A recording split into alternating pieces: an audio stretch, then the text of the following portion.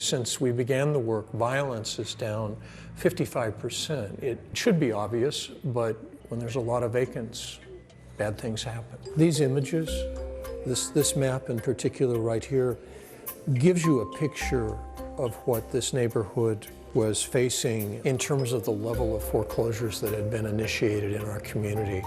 What we ended up with was 673 vacant and abandoned addresses. It's about 1.5 square area. Well, Chicagoland was one of the hardest hit areas in the foreclosure crisis. We started with a 20-block area that had 93 vacants, and over 5 years have gone to 8 existing of the original 93. This is like the last of our single families in our queue. It's still what you would consider pre-development phase. So now we're in the living room, dining room area of the house right across the street.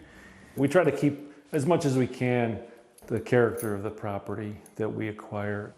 We end up with a house that's a beautiful house, fully rehabbed, and the 4 homes we've sold so far have averaged from 120 to 150. My favorite thing about the home, it's totally remodeled. So that was my main concern, buying a different home, you know, that wasn't totally rehabbed, that I couldn't afford.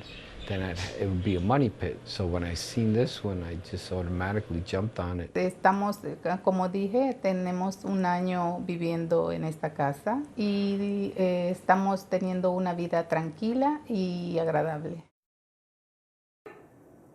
Hey, if you like that video, be sure to subscribe to our ABC7 Chicago YouTube channel.